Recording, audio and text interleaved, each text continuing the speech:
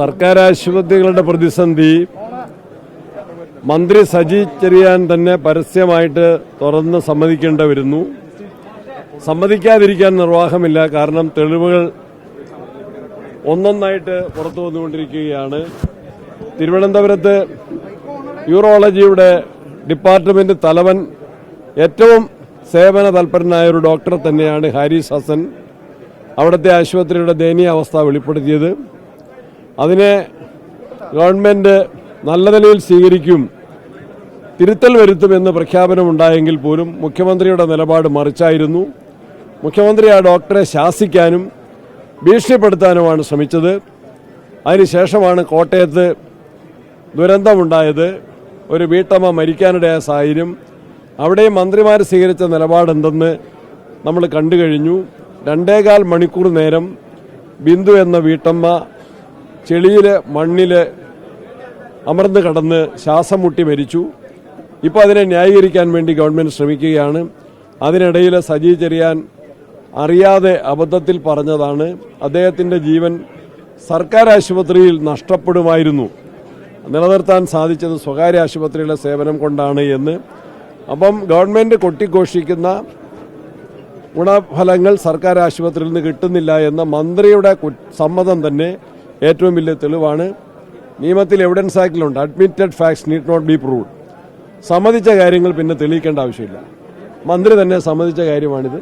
ഇനി തെളിവിന് ആവശ്യമില്ല. ഇന്ന് കേരളത്തിലെ കോൺഗ്രസിന്റെ ബ്ലോക്ക് കമ്മിറ്റികൾ എല്ലാവരും എല്ലാ താലൂക്ക് ആശുപത്രികളുടെ മുൻപിലും ഈ പ്രതിഷേധം ഉയർത്തിക്കൊണ്ട് സമരം നടത്തുകയാണ്.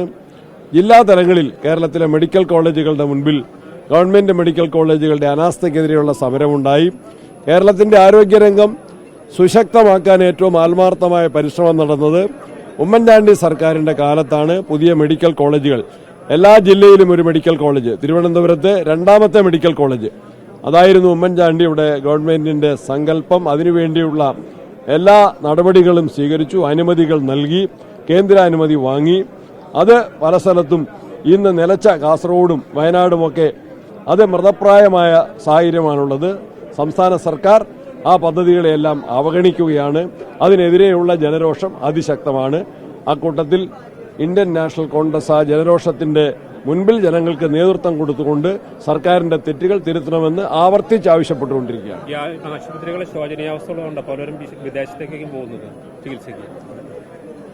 കേരളത്തിൽ നല്ല ചികിത്സാ സൗകര്യം ഉണ്ടെങ്കിൽ ഇവിടെ തന്നെ ചികിത്സ തേടുമല്ലോ. അപ്പോൾ മന്ത്രി തന്നെ പറഞ്ഞതിൽ നിന്ന് അതിൽ നിന്ന് വ്യക്തമാണ്. മുഖ്യമന്ത്രിയുടെ ചികിത്സാർത്ഥമുള്ള വിദേശയാത്രയും വളരെ വ്യക്തമായിട്ട് ആ കാര്യങ്ങൾ സമ്മതിക്കുകയാണ്. ഞങ്ങൾ നിയമസഭയിൽ എന്നോടൊപ്പമുള്ള ശ്രീ PC വിഷ്ണുനാഥ് MLA ഈ മെഡിക്കൽ കോളേജുകളുടെ ദുരവസ്ഥ സംബന്ധിച്ച് നിയമസഭയിൽ അടിയന്തര പ്രമേയം കൊണ്ടുവന്നു.